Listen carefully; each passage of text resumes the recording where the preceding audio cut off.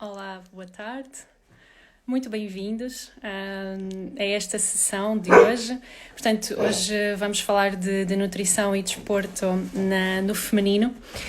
E eu, enquanto vão entrando, vou fazer aqui um compassozinho de espera e se calhar pedir desculpas antecipadas, porque acho que alguns de vocês, pelo menos aqueles que entraram logo no início, já ouviram a Cleo, que é a minha cadela, e ela é particularmente efusiva quando ladra. E ela poderia até ser utilizada aqui para o isolamento social, porque de facto se houver alguém, pronto, estão a ouvi-la, não é? Se houver alguém no patamar ou se houver alguém nas varandas dos prédios da frente, ela começa a ladrar. Portanto, eu espero que me consigam ouvir por cima do ladrar dela. E de qualquer forma ela daqui a pouco também já acalma, mas pronto, para vos pedir desculpas pela Cleo.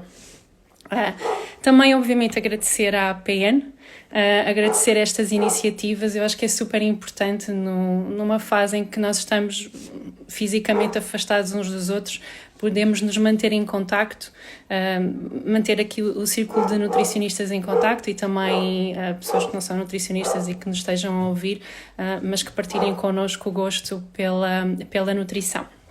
O meu objetivo aqui com a sessão de hoje era tentar que fosse uma sessão interativa, portanto, que eu conseguisse responder aos vossos comentários, às vossas questões, e que fosse mais interativa do que propriamente só expositiva do meu lado.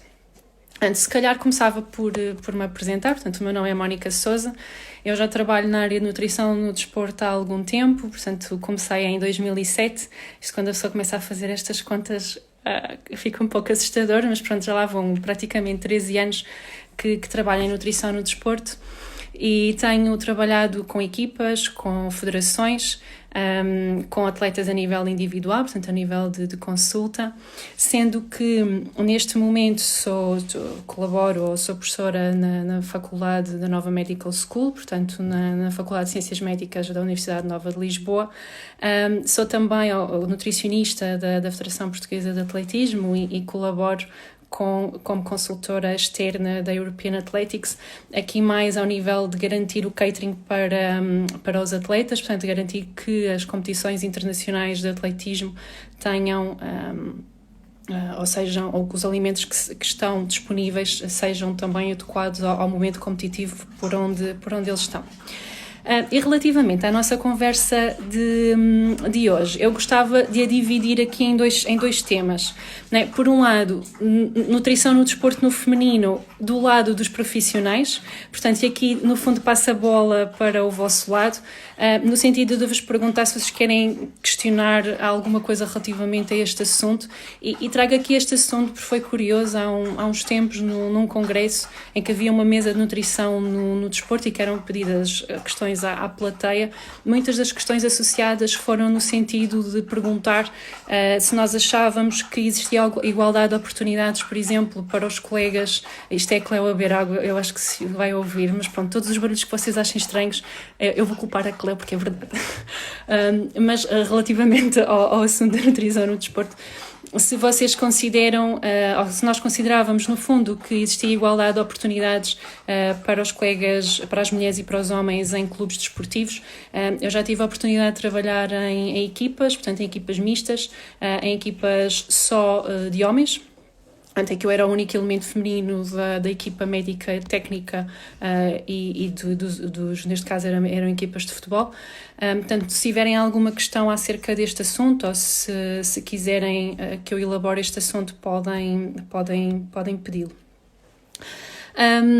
E o outro tema era relacionado especificamente com a mulher atleta. Portanto, de acordo com a evidência atual, se existe ou não nesta fase evidência suficiente que nos leva a ter abordagens nutricionais específicas no caso de estarmos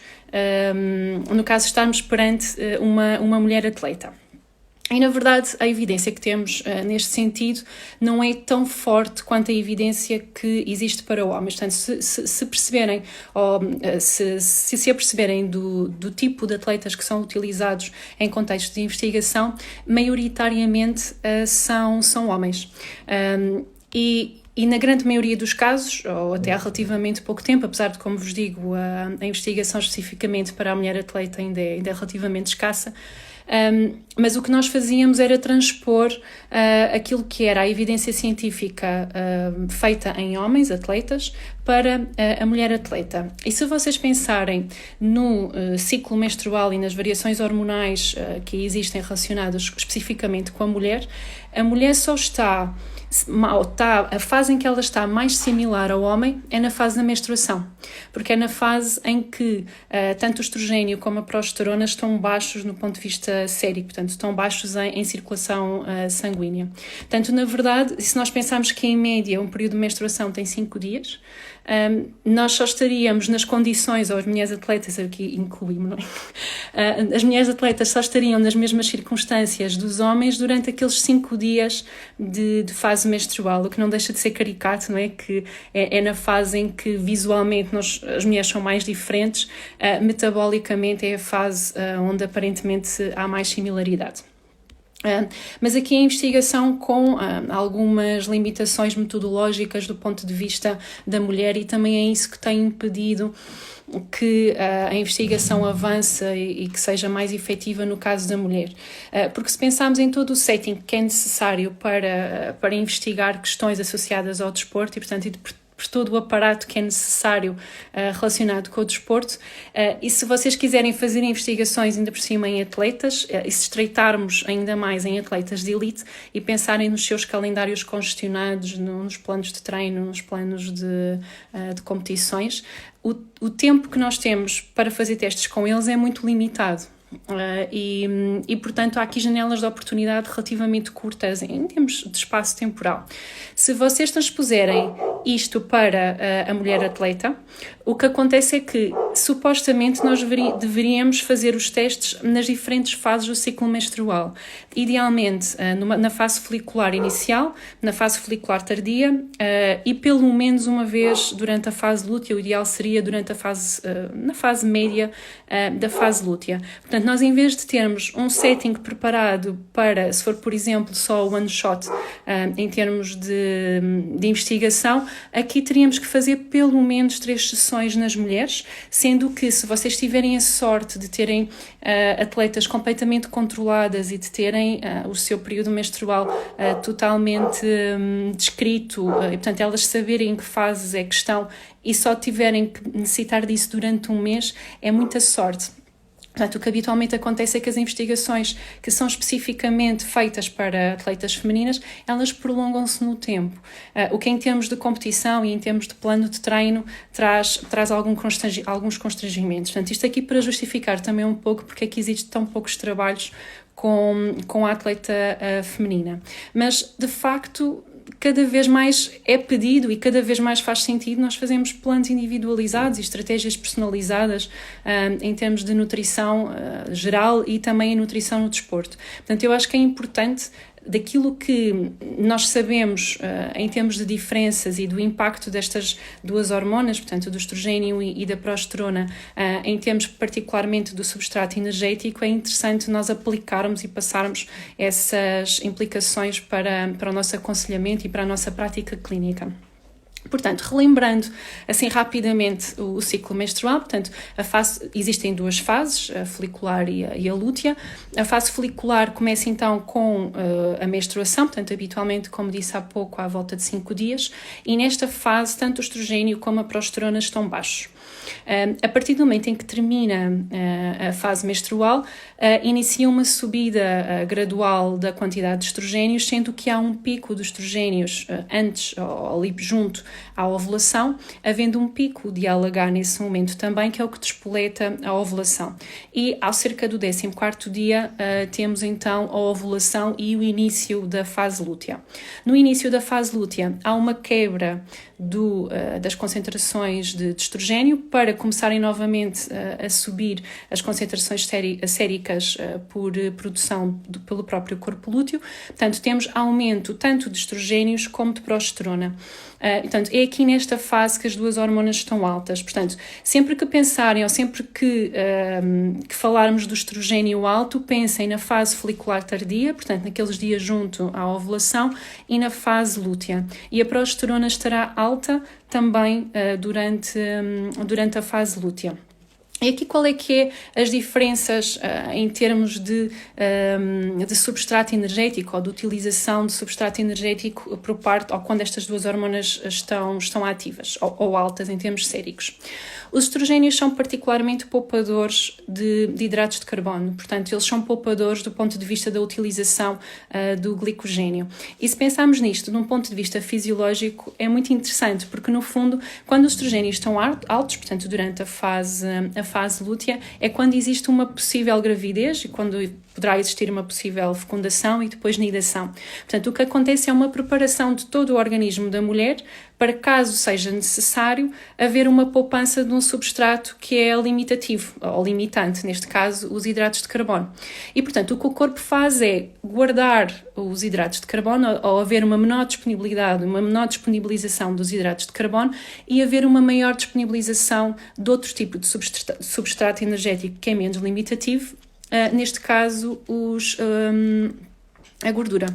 Portanto, sempre que o estrogênio estiver alto, nós temos mais quantidade de gordura a ser utilizada e menos quantidade de hidratos de carbono a ser utilizada. Portanto, isto põe-nos aqui algumas questões do ponto de vista da periodização, não apenas para o treino, mas também para o ciclo menstrual. Portanto, talvez seja interessante em mulheres em fase lútea que o conteúdo global do dia tenha um pouco menos de hidratos de carbono do que tem, por exemplo, o conteúdo global do dia numa fase inicial, numa fase folicular. Só que, por outro lado, se vocês pensarem em atletas de longas distâncias ou em atletas que tenham atividades superiores a 90 minutos, isto podem ser de treino ou pode ser de competição, vocês também vão ter aqui questões associadas à disponibilidade de um substrato que vai ser altamente utilizado para aquele exercício que não está tão disponível. Portanto, nestes casos em particular, é interessante terem atenção ou dar um reforço particular de hidratos de carbono, tanto antes do treino como durante o treino. Isto porque a capacidade de o próprio organismo ir disponibilizar essas reservas é mais baixa. Portanto, aqui nós damos normalmente até 60 gramas de hidratos de carbono por hora durante o treino. Isto porque alguns trabalhos parecem demonstrar, e até também por causa da utilização de gordura como substrato energético, que possivelmente não é necessário na mulher atleta chegar aos 90 gramas de hidratos de carbono por hora, como se fazem algumas intervenções para desportos mais prolongados. Aqui chegar aos 50, 60 gramas por hora parece ser suficiente. No caso da progesterona, portanto, sempre que temos a progesterona mais alta, a progesterona é catabólica. Portanto, vamos ter recuperações mais demoradas, normalmente exige mais dias de recuperação e temos também um metabolismo proteico alterado no sentido de mais catabolismo. Isto também coloca-nos a questão de, será que durante este período é interessante haver uma ingestão proteica mais marcada ou uma recomendação em termos de ingestão proteica mais marcada? Possivelmente sim. A verdade é que a sensibilidade anabólica da mulher e do homem parece ser igual. Portanto, em termos da quantidade geral de proteína, nós podemos utilizar na mesma 1,6 mais ou menos para a hipertrofia máxima, sendo que depois nós podemos ir para quantidades mais altas de proteína para outros fins. Podem chegar inclusive a ser acima dos 2 gramas por quilo por dia. Mas de qualquer modo parece que durante a fase, em particular lútea, pode ser interessante nós termos um valor em termos de gramas por dia um pouco mais elevadas do que temos na fase folicular. Não sei se entretanto querem colocar alguma questão. Eu vou vendo aqui os comentários a aparecer, portanto, se tiverem alguma questão que queiram colocar, estejam perfeitamente à vontade. Como vos digo, eu acho que é mais interessante também ser mais interativo do que somente expositivo. E, portanto, nós temos aqui estas diferenças em termos de quantidades de estrogênio e de progesterona, assumindo que não existe toma de contracepção hormonal. Portanto, habitualmente, hoje em dia, a maior parte da contracepção hormonal tem as duas, exatamente, e quando a mulher toma a pílula, pergunta à Tânia, era precisamente esse assunto que eu estava a pegar. Portanto, sempre que existe uma toma de uma contracepção hormonal, nós temos, no fundo, a mulher sempre em fase lútea. A maior parte, e aqui agora estou a pensar na maior parte das opções que existem no mercado, portanto, algumas são somente de progesterona, às vezes há umas que até têm apenas baixa quantidade de progesterona, mas a grande maioria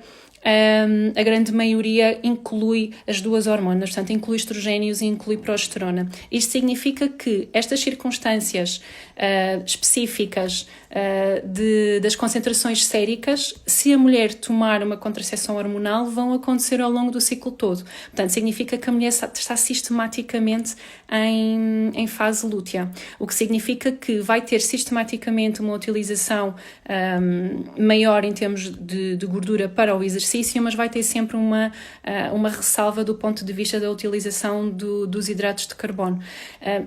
Aqui também a vantagem, e não é minha intenção tentar que vocês sugiram às vossas atletas deixar ou tomar pílula, portanto, esse não é um assunto não é um assunto que eu gostava de falar hoje, mas sim, no fundo, também dizer que se elas não tomarem a pílula, nós conseguimos também modular ou ter noção de outro tipo de pormenores.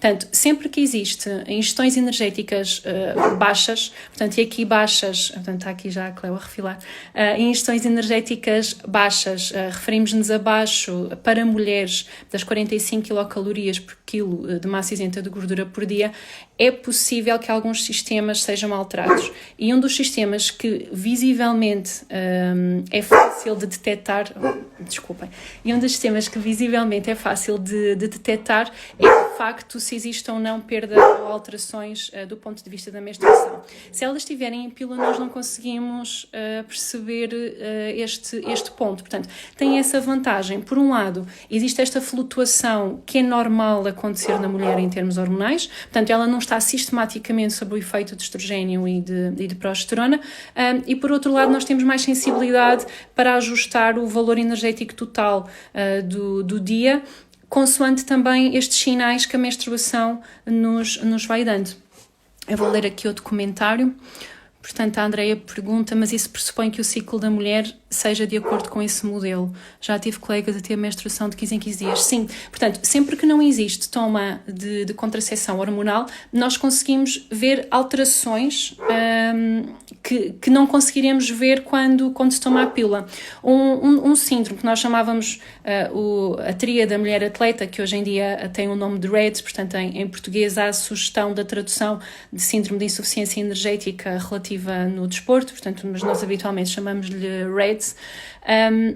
Um dos protocolos que é muito claro é sempre que há sugestão ou sempre que há que nós achamos que existe um quadro de REDS, portanto que existe uma baixa ingestão energética com a alteração de uma série de vias metabólicas e de sistemas, é interessante não dar ou não iniciar a toma de contracepção hormonal precisamente para evitar este tipo de situações, porque no fundo vai mascarar uma produção endógena que não acontece. Portanto, sempre que temos alterações destas hormonais, significa que outras coisas estão a acontecer e muitas das vezes estão relacionadas com a quantidade de energia total que é ingerida. Portanto, aqui, muito possivelmente, o que se recomenda é um aumento de ingestão energética. Se for um caso extremo, até pode inclusive levar a uma frenação do treino ou uma redução da intensidade ou até do volume ou do número de treinos durante um período. Eu já tive situações, são muito pontuais, mas já tive um caso onde a atleta foi aconselhada pela equipa multidisciplinar.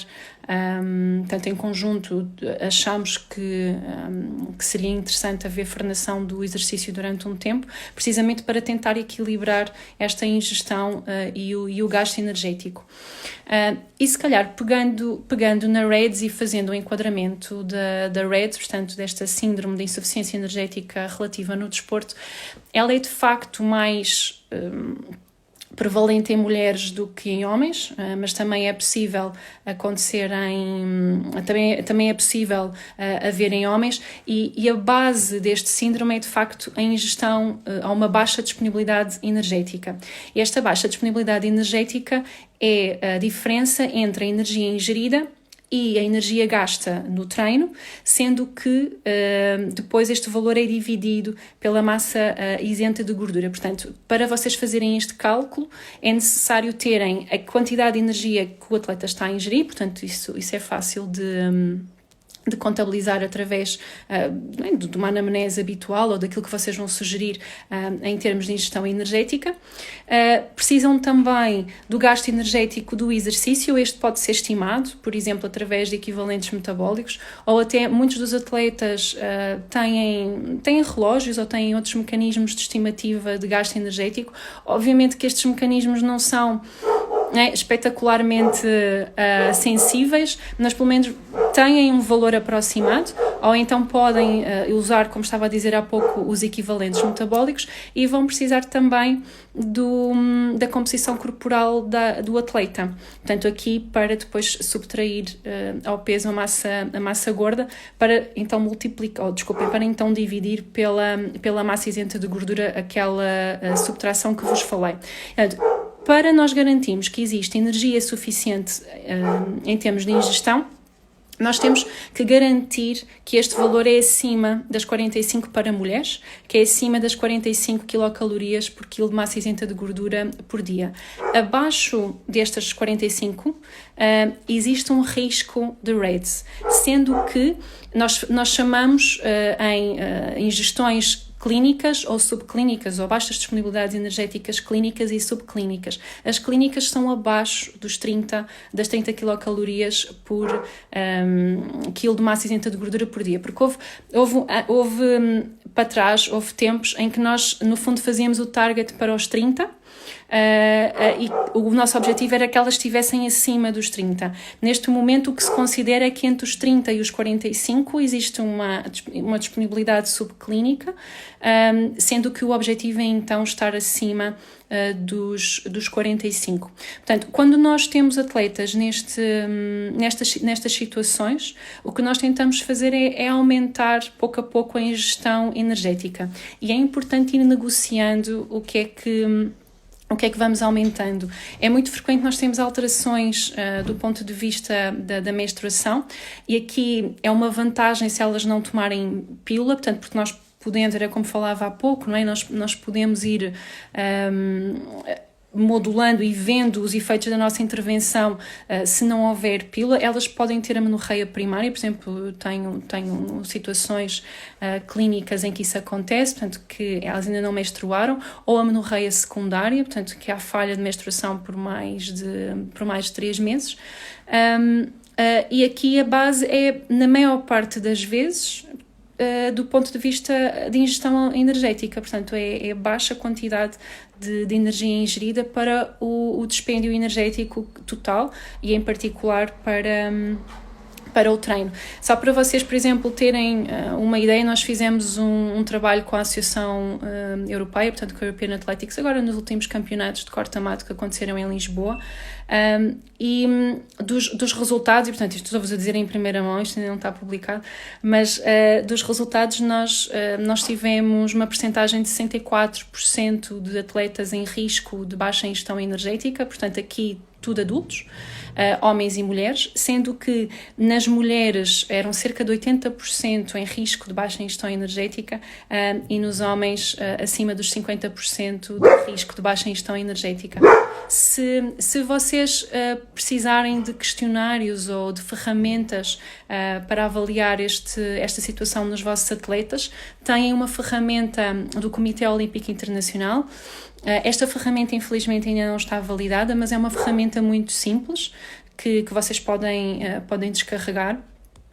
Eu creio que ela também não está traduzida para português, mas percebem que a linguagem é relativamente simples e para efeitos internos, digamos assim, pode ser perfeitamente utilizada.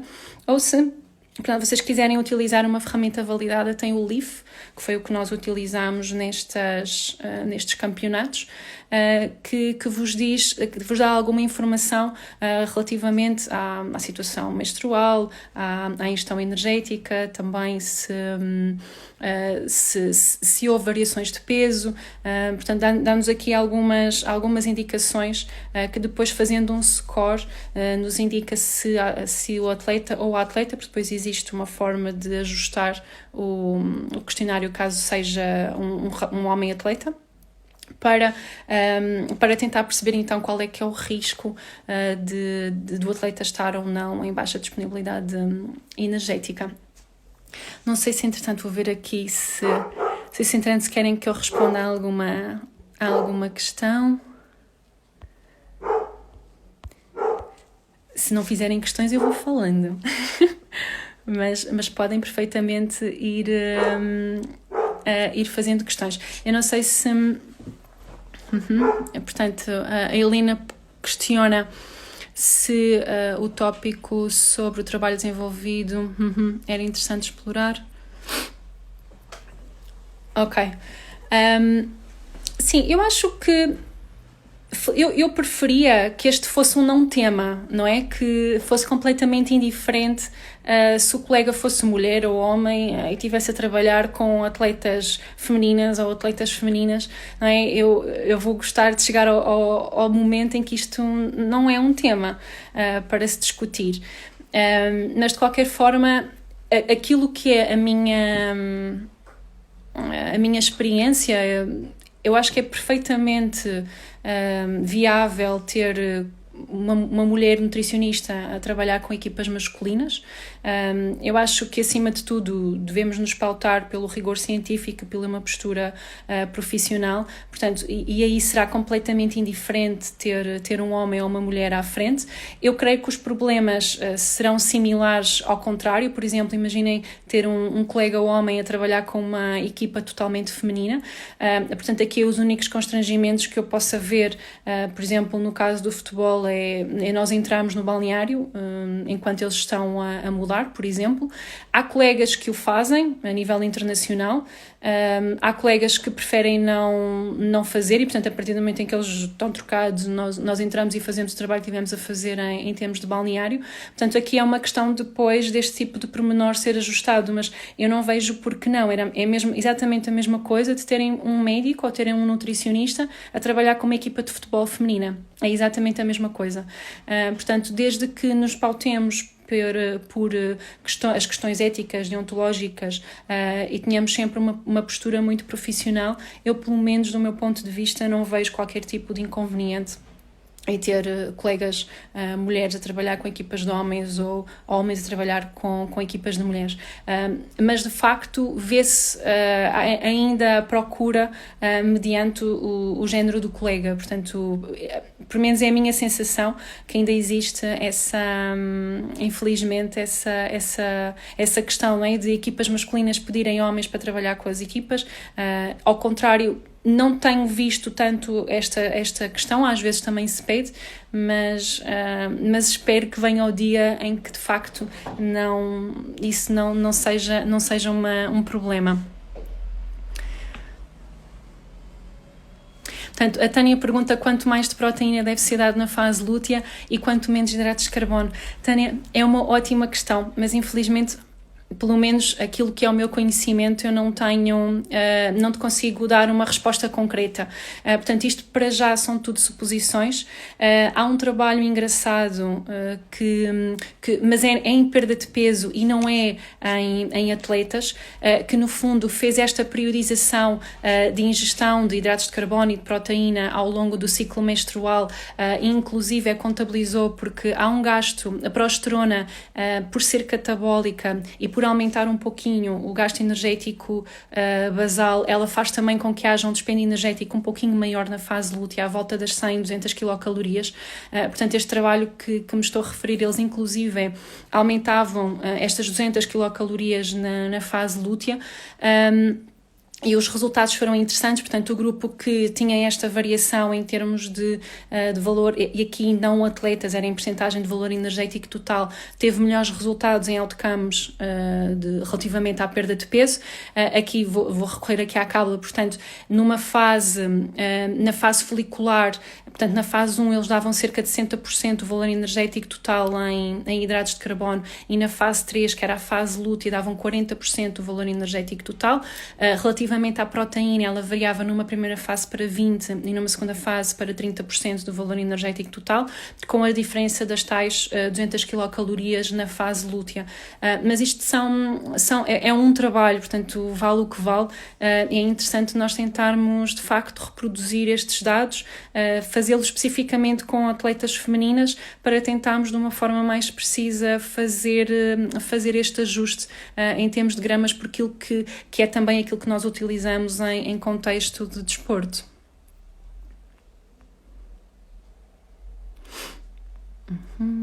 A Helena pergunta se existe algum conselho que eu queira deixar a quem inicia o trabalho nesta área.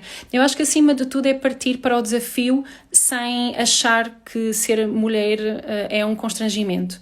Portanto, assumir que não é um constrangimento e, portanto, e manter essa postura de que é completamente indiferente a ser uma mulher, dar apoio do ponto de vista nutricional, ou ser um homem. E para os homens exatamente a mesma coisa se forem trabalhar com equipas femininas. Mas, no fundo, às vezes a mulher fica mais constrangida assim, não, mas sou mulher, não é? Agora vou trabalhar.